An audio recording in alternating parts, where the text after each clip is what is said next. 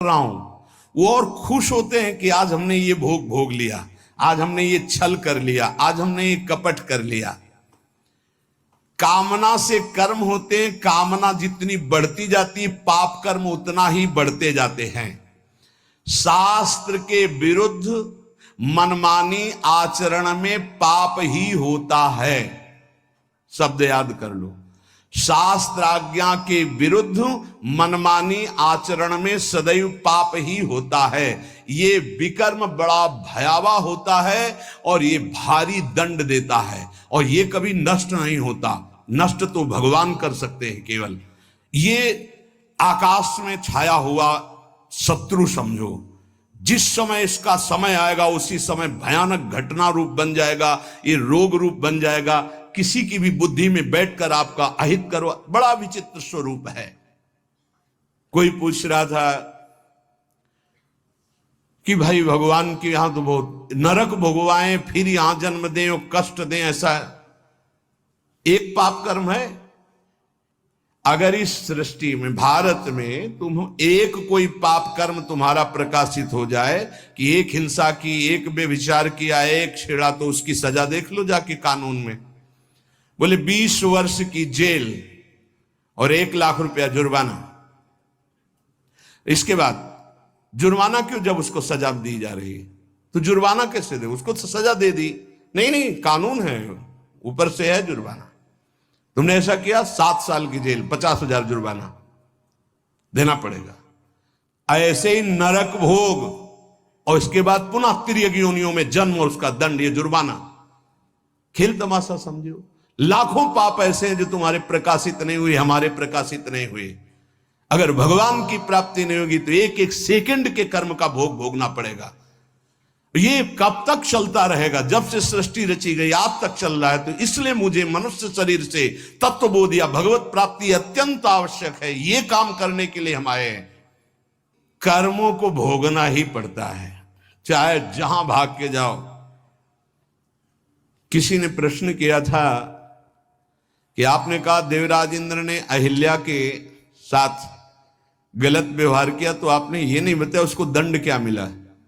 क्योंकि दंड का विषय नहीं चल रहा था, विषय चल रहा था कि भोगाकर्षण कितना प्रबल होता है कि हजारों लाखों अप्सराओं का स्वामी भी, देवराज इंद्र भी एक मुनि की कुटिया में जाता है और वहां ऐसे गंदे भाव से गौतम ऋषि का वेश धारण कर कर अहिल्या जी का, तो उसको जानते हो क्या दंड मिला था?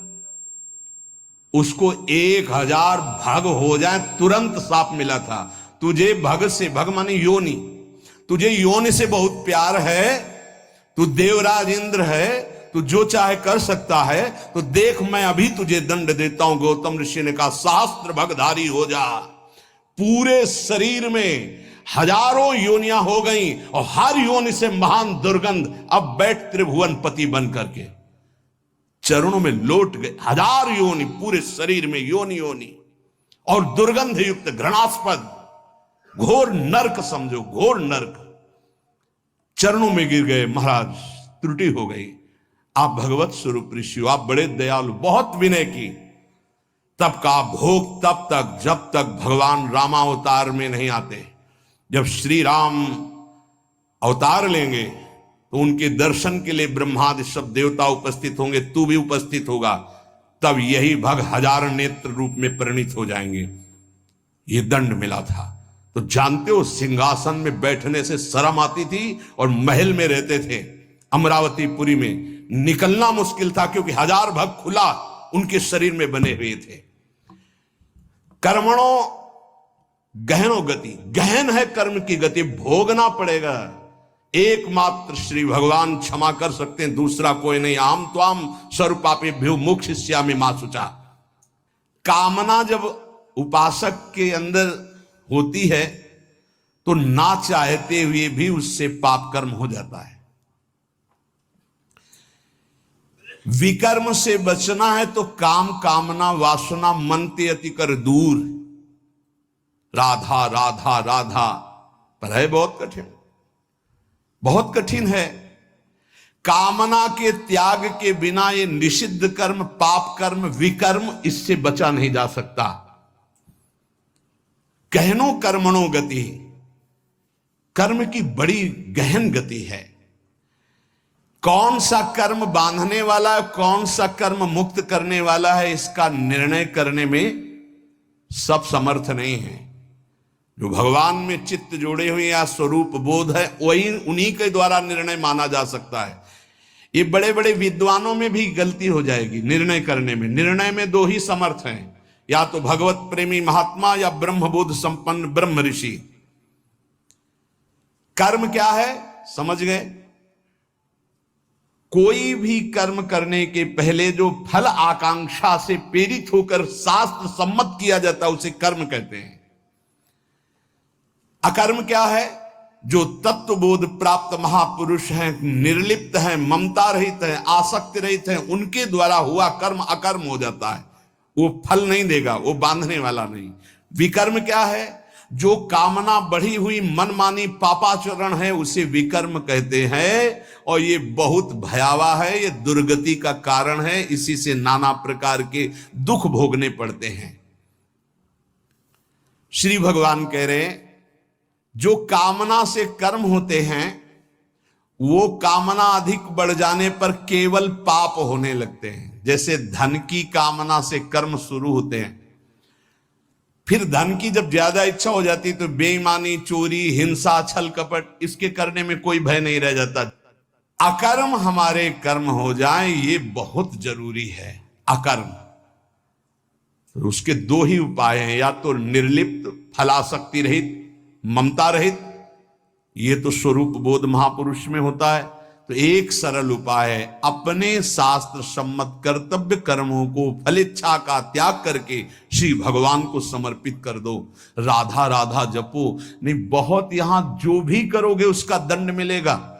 महाप्रभु हरिवंश चंद्र जी कहते हैं जैसी हरिवंश नरक गति दुर्भर यम द्वारे कटियत नक छीके। छींक दिया उसका भी है, कहां छीका, किस जगह अंगुली उठाई, किस लिए? एक एक चेष्टा का तुम्हारे कहने से थोड़ी होगा। अरे कहीं कुछ नहीं, ये बावरे लोग हैं, इनको क्या पता है। जब दंड मिलते हैं तब इनको समझ में नहीं आता कहां से मिल रहा है दंड। अजर अमर हो, अविनाशी हो, शरीर को लेकर के देहाभिमान से बात कर रहे हो, कोई भगवान नहीं, कोई नहीं। तुम्हारे आंख मूंदने से हो जाएगा क्या? इस अपराध का दंड है। ऐसे ही यहां जो पापाचरण कर रहे हो कोई भगवान नहीं, इसका जब हिसाब आएगा तब तुम्हें पता चलेगा। करुणा निधान स्वामी ने ये जन्म तुम्हें अपनी तरफ से करुणा करके दिया है कि तुम मुक्त हो जाओ। उपासक को चाहिए कि कामना का नाश करके, विकर्म का नाश करके अकर्म हो जाए, तभी वो जीवन मुक्त होता है। कर्मण्य कर्म यह पश्येद कर्मणि च कर्म यह सा बुद्धिमान मनुष्येषु स युक्तः कृष्ण कर्म कृत। बड़ी बात कह रहे हैं श्री भगवान। कर्मण्य कर्म यह पश्येद कर्मणि च कर्म यह, जो मनुष्य कर्म में अकर्म देखता है स्थिति, और जो अकर्म में कर्म देखता है, वो मनुष्यों में सर्वश्रेष्ठ बुद्धिमान है, वो योगी है, वो ज्ञानी है, वो संपूर्ण कर्मों को करने वाला होते हुए भी कृतकृत्य जीवन मुक्त है। ये स्थिति है। कर्मण्य अकर्म यह पश्येत, कर्म करते हुए भी अकर्म स्थिति, कर्म करते हुए भी निर्लिप्त रहना। निर्लिप्तता एक बहुत बड़ी सिद्धि है। यहां जो भी कर्म होता है लिप्त होकर होता है। मानो आधी आपकी परिक्रमा हुई, चलो अब बैठ करके पद गाते हो गए। नहीं नहीं, थोड़ा ही तो रह गया, पूरी हो जानी चाहिए। क्यों, कौन सा फल चाहिए, कौन सा फल चाहिए? नहीं, पूरी होने पर ही सिद्धि होती, फल प्राप्त होती। फल आगे रख लिया ना, लिप्त हो गए, लिप्त हो गए। ये इसी तरह सब शुभ से शुभ, बड़े से बड़े कर्म में निर्लिप्तता का मतलब है पूर्ण होना, ना होना, लाभ होना या हानि हो जाना, जय या पराजय, सुख या दुख, सुख दुखे समय कृत्वा लाभा लाभो जया जयो। ये निर्लिप्त स्थिति है। पूर्णता, पूर्णता से मतलब कोई संकल्प नहीं, स्वाभाविक सहज ही। आगे इस श्लोक में इसका भी भगवान वर्णन करते हैं। पूरा हुआ कर्म या नहीं पूरा हुआ, फल अनुकूल आया या प्रतिकूल आया, आया या नहीं आया, इससे किसी से मतलब नहीं। निर्लिप्त शास्त्र सम्मत केवल कर्म बिना किसी संकल्प इच्छा के हो रहा है। यंत्रवत अमुक कर्म मैं करता हूं, इस कर्म का फल ये होता है, ऐसा लक्ष्य रख करके जो भी कर्म किया जाता है वो उसे बांधता है। ध्यान दीजिए, यहां भगवान बहुत सावधानी की बात कर रहे हैं। अमुक कर्म मैं करता हूं, इस कर्म का ये फल है, ऐसी भावना रखकर जो भी कर्म किया जाता है बड़े से बड़ा, वो उसे बांधता है ना कि मुक्त करता है। प्रत्येक कर्म का आरंभ और अंत होता है, शुरू और विश्राम होता है, इसलिए उसका फल आरंभ और अंत वाला होता है। परंतु हमारी जो दुख निवृत्ति होगी वो नित्य पद में होगी, जो निरंतर है, आनंदमय है, सच्चिदानंदमय है, वो अंत आदि वाला नहीं है। क्रियाएं सब आदि अंत वाली हैं, परिवर्तनशील हैं, उनके फल परिवर्तनशील है। पर जीव फल की इच्छा रख करके ही हर कार्य करता है। अंदर की बात है, बिना फल की इच्छा किए तुम कोई कार्य नहीं करोगे। आज ऐसा करते हैं, पहले फल आएगा उसका, इसका फल क्या होगा, ये चलो ऐसा करते हैं।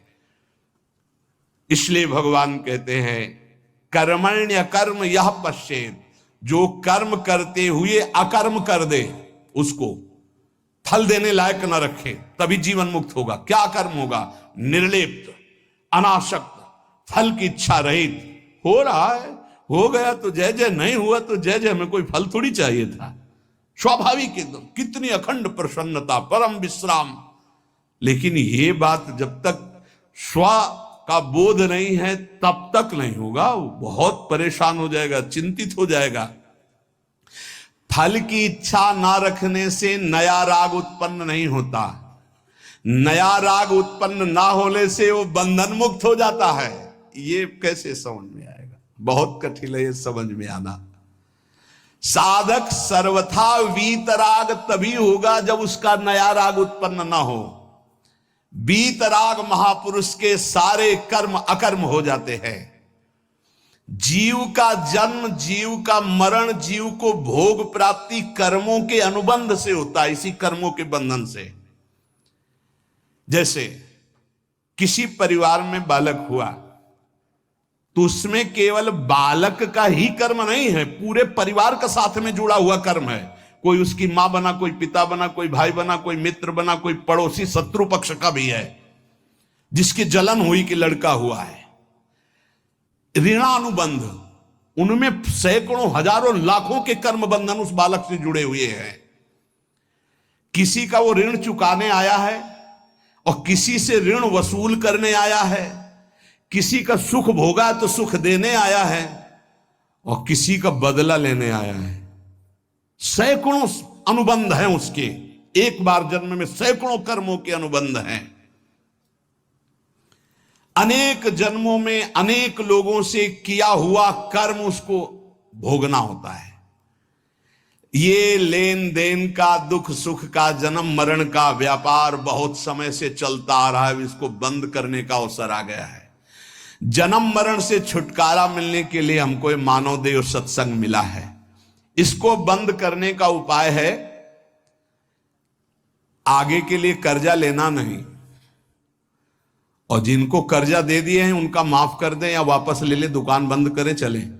लेना ना देना, मगन रहना, दोनों बात करनी पड़ेगी। या तो माफ करो, प्रभु से प्रार्थना करो कि जिनको हम दिए हैं हमें कभी नहीं लेना, हमें नहीं लेना, क्योंकि लेने आना पड़ेगा।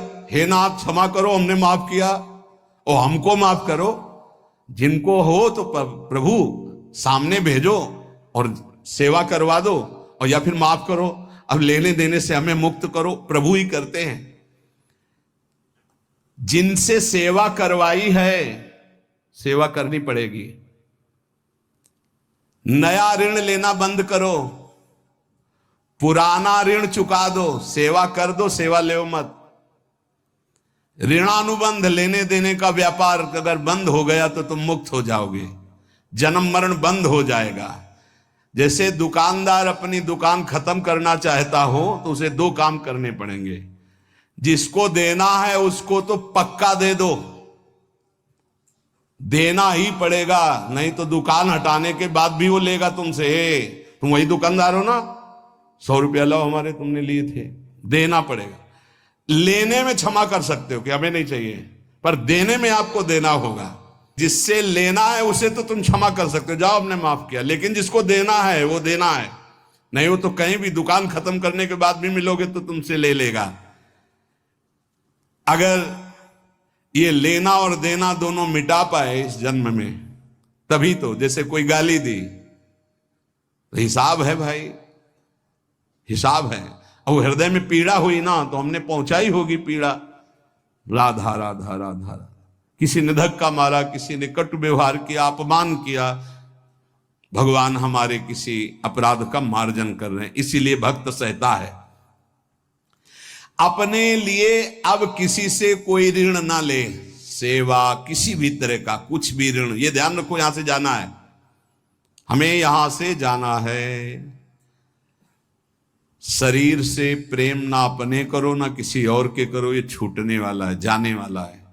कब जाएगा अब इसका पता नहीं, शाम के जाएगा कि कल सुबह जाएगा कि दोपहर जाएगा, 10 वर्ष में जाएगा कि 5 वर्ष, जाना है।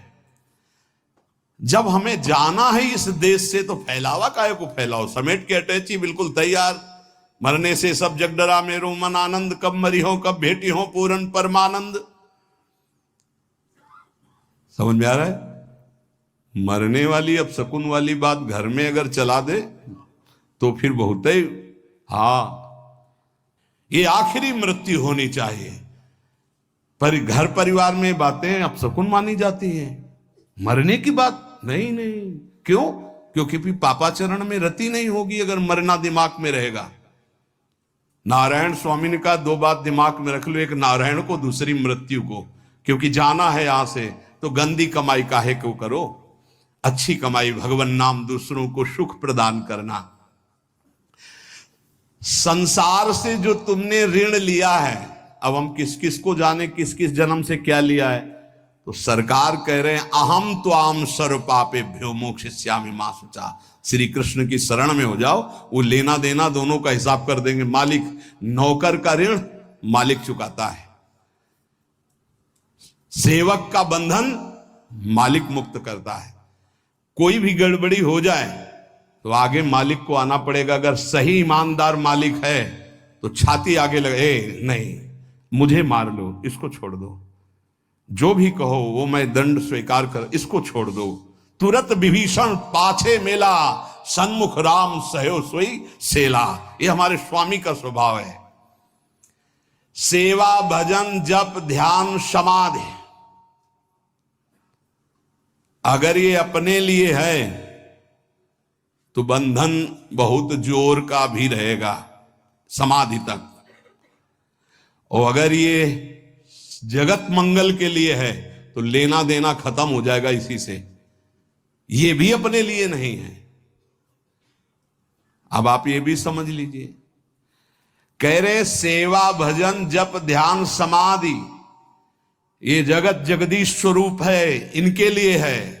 जो भजन कर रहा हूं, सर्वे भवंत सुखिना सर्वे संत निरामया, अगर इसका सुख मेरे लिए है तो फिर आओ यहां। अगर ये भगवान को समर्पित है, बहुत समझना है, बहुत समझना है, ये महापुरुषों के वचन हैं। कैसे आओगे? देवराज इंद्र, बड़े बड़े देवता, बड़ी बड़ी पदवियां, बड़े बड़े वैभव, ये सब साधन भजन करने वाले को तो मिले। मानो जो इसी देश के बड़े बड़े पदों में है, सब पुण्यात्मा है, इनका तप हुआ है। अब जो किया जाएगा वो आगे की फसल है, लेकिन पीछे की बहुत जोरदार फसल है। अगर मुक्त होना चाहते हो तो भजन भी अपने लिए नहीं है। तो दीहम वस्तु गोविंदम तो भ्रमेयो, लेना न देना मगन रहना, जीवन मुक्त हो गया। अब आपको लगेगा, जानते हो कैसे बात करते हैं महाराज, आज से 1 माला आपके लिए कि आपका रोग ठीक हो जाए और 10 हमारी, एक माला सिर्फ आपको देंगे, इष्ट और गुरु को एक माला, 10 माला मेरी नहीं भैया, मेरा अस्तित्व नहीं, अब जो कुछ हो रहा है वो सब आपके लिए है, आप जीवन मुक्त हो गए। ये बड़ा सूक्ष्म विषय है, बड़ा सूक्ष्म विषय। जीवन मुक्त होने के लिए आना न जाना,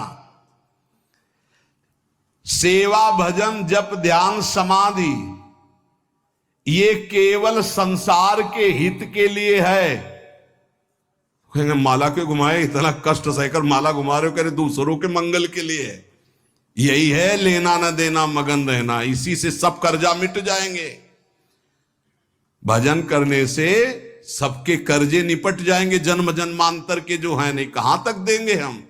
कोई पीट रहा है, किसी को पीट रहे, सब हिसाब किताब हो रहे, कभी गर्भे में नष्ट हो गए, कभी जवानी में, कभी ये, कितना प्रपंच है। जब तक किसी के भी साथ संबंध रहेगा तो इस प्रकृति में आना पड़ेगा। एक और ऊंची बात है कि अब मैं भजन करता नहीं, मेरा राम भजन करते हैं। ये अब मतलब संतों की बात को कोई समझ पाए बड़ा कठिन होता है, लेकिन तुम ना ले आना ये बात अभी से कि हाँ हम तो भजन नहीं करते, श्री जी हमारा भजन करते हैं। वो बहुत ऊंची स्थिति की बात, जीवन मुक्त महापुरुषों की बात। भला ये बात पचेगी कि आज से जितने माला करेंगे, पाठ करेंगे, भजन करेंगे, वो सब अड़ोस पड़ोस में बट जाएगा, तुम्हारे लिए नहीं रहेगा। हम क्यों जाए फिर बाड़ी पाठ में, हम क्यों माला चलाएं, इतनी परेशानी होकर माला चला तो मेरे लिए नहीं है। इसका मतलब समझते हो, इसका गूढ़ मतलब है। एक माला जपा और कह दिया कि सबका मंगल हो, तो सबके मंगल का जो फल है वो आपको भगवत प्राप्ति करा दिया। समझ रहे हो, ये आंतरिक रहस्य है संतों का। 1 रुपया फेंको और 1 अरब रुपया एक साथ फायदा ले लो। फायदा हुआ कि नहीं हुआ? अगर 1 रुपये में 1 अरब, तो भारत में तो जनसंख्या कितनी है? 140 करोड़ है। ये तो केवल मनुष्यों की हुई। और दीमक की कितनी जनसंख्या है? पशु पक्षियों की, चींटी की, कितने जीव हैं?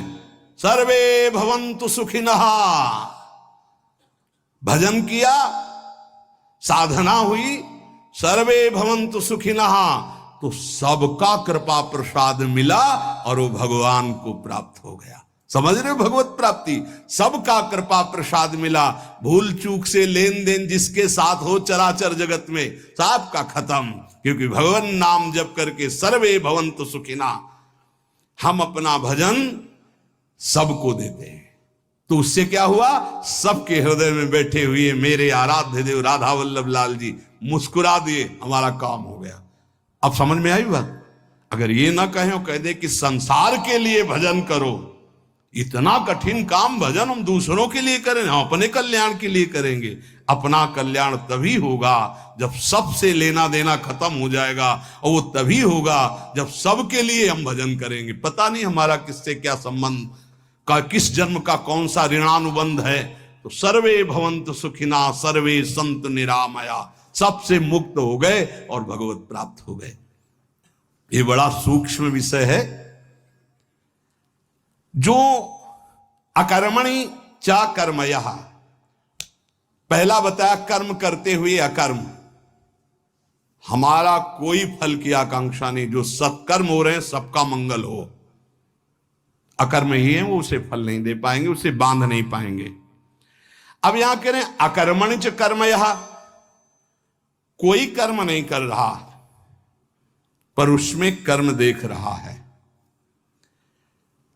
वो निर्लिप्त महापुरुष कोई कर्म नहीं कर रहा, लेकिन उसका मंगल हो रहा है पूरे जगत का। उससे वो जहां से निकल रहा है, उसका जो दर्शन कर रहे हैं, जो वायु स्पर्श कर रही, जो संभाषण हो रहा है, जिसका पानी पी ले रहा है, जिसका भोजन पा ले रहा है, सबका मंगल हो रहा है। वो कोई मंगल का संकल्प नहीं कर रहा, लेकिन सबका मंगल हो रहा है। जैसे सुगंधित वायु बिना प्रयास के सबकी घ्राणेंद्रिय को सुख पहुंचाती है, संसार में कोई कार्य करने के लिए प्रवृत्त होता है तो उसके सामने दो बातें होती, करना और ना करना, प्रवृत्ति और निवृत्ति। जो महापुरुष होते हैं ना प्रवृत्ति होती है ना निवृत्ति होती है। अब वो बड़ी ऊंची स्थिति है। ऐसे महापुरुष अकर्म में भी कर्म देखते हैं और कर्म में भी अकर्म देखते हैं, अर्थात निर्लिप्त रहते हैं। नैव तस्य कृते नार्थो ना कृते नेह कश्चन, कोई भी प्रयोजन नहीं होता पर स्वाभाविक जगत मंगल उनके द्वारा होता रहता है। जब तक कोई भी प्रकृति से संबंध रखेगा मुक्त नहीं हो सकता।